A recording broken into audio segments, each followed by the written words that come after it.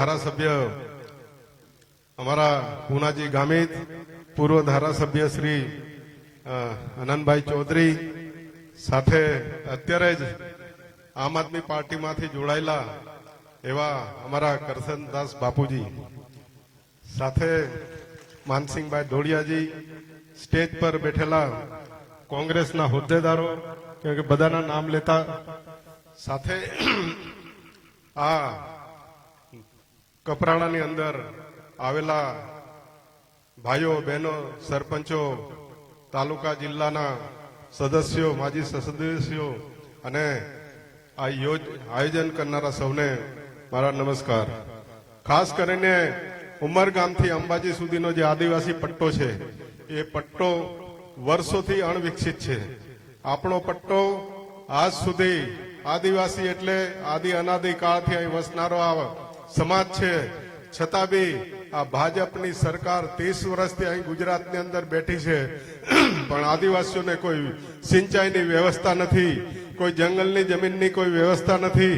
કોંગ્રેસ સરકારની અંદર જયારે 1996 ની અંદર જંગલની જમીનો ખેડતા હતા આદિવાસી સમાજ અને બીજા સમાજ, એને આપવા માટે 1996માં કાયદો કાઢ્યો, છતાં બી આજ સુધી આદિવાસીઓને આ ભાજપની સરકારે એને નામે નથી કરી આપ્યા. પણ આવનારા સમયની અંદર આ તાલુકા અને જિલ્લા પંચાયતનું ઇલેક્શન આવે છે. તમે જોઈ લેજો, ઉમરગામથી અંબાજી સુધી ટોટલ તાલુકા પંચાયત અને જિલ્લા પંચાયતમાં કોંગ્રેસનું શાસન આવવાનું છે ફરી.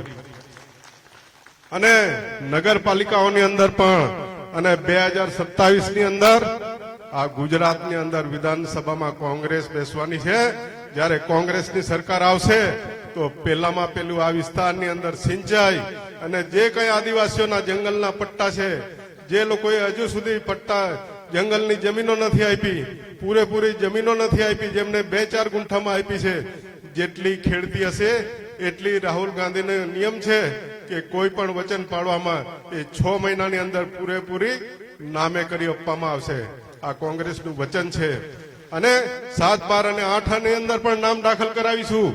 એવું નહીં કે આ ખાલી મોર્ગેજ ની થાય, કુઓની ખોદાય, અંદર બોરની થાય, પણ સાહેબ બધું કરાવીશું ને આ વિસ્તારની અંદર સિંચાઈને સોળત આપણે આપીશું કે આદિવાસી વિસ્તારના એકાએક ખેતરની અંદર પાણી જાય અને અમારો આદિવાસી સમાજ અહીંથી આ હરિયાળી ઉમરગામથી અંબાજી સુધી થાય એ વ્યવસ્થા પણ કરીશું.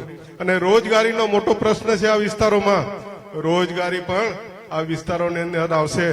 ખાસ કરીને મારે એ કેવું છે કે જયારે ભાજપ સરકાર 1995 ની અંદર રામ મંદિરના નામે ઈંટો અને પૂજા કરાવીને આપણા લોકો પાસે એ સરકારમાં આવ્યા, એમણે શું કર્યું?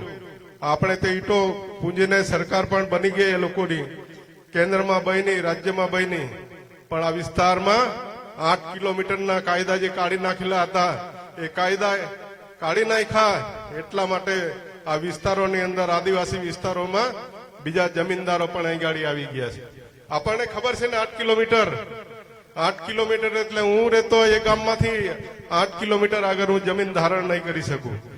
તો ખાસ કરીને આજે આપણે આ શરૂઆત છે અને આપણું આ સમાપન ડેડિયાપાડાની અંદર 11 દિવસની આપણા આ જન આક્રોશ યાત્રા છે અને ડેડિયાપાડાની અંદર મોટામાં મોટું સંમેલન કરવાના છે. એની અંદર આપણા દેશના પ્રિય જે આપણા પ્રિયંકા ગાંધીજી પણ ત્યાં પધારવાના છે. તો 12 તારીખે તમને આમંત્રણ આપીએ છીએ કે ત્યાં ડેડિયાપાડાના વિસ્તારની અંદર આપ મોટી સંખ્યામાં પધારો, એવું તમને હું આમંત્રણ આપું છું. અને ખાસ કરીને તમે છેતરાતા નહીં, કેમ કે દિલ્હીથી આવેલા ઠગ લોકો છે ને, અહીં ગાડી બધા આઠા બનાવ્યા છે આપણા વિસ્તારોની અંદર. એને એ ઠગ લોકોએ આદિવાસી વિસ્તારમાં વીજળી મફત આપવાની વાત કરી, શિક્ષિત બેરોજગારોનો 3000 ભથ્થું આપવાની વાત કરી. ક્યાં ગયું ભાઈ બધું? તમે ફ્રી આપવાની વાત કરતા. આ તો ચૈતર વસાવાને આઠો બનાવીને આ વિસ્તારની અંદર આદિવાસીઓને છેતરવાનું કામ કરે. દિલ્હીમાં તો એ લોકો પતી ગયા, તમને ખબર છે ને? જે લોકો એમ કે અમારે મોટી ગાડી નહીં લેવાનું, બંગલા નહીં લેવાનું, સાહેબ બધા બંગલાની ગાડી આજે એ લોકો કરોડોની એમાં લે છે, પણ આ વિસ્તારોમાં છેતરવાનું કામ કરી રહ્યા છે. એ ભાજપની બીટી ટીમ છે, યાદ રાખજો. આ કોંગ્રેસના અને એના વોટ તોડવા માટેની આ લોકોના ધંધા છે. એટલે આ આમ આદમી પાર્ટીના જે કઈ લોકો આ વિસ્તારમાં આવે એને જાકારો આપો.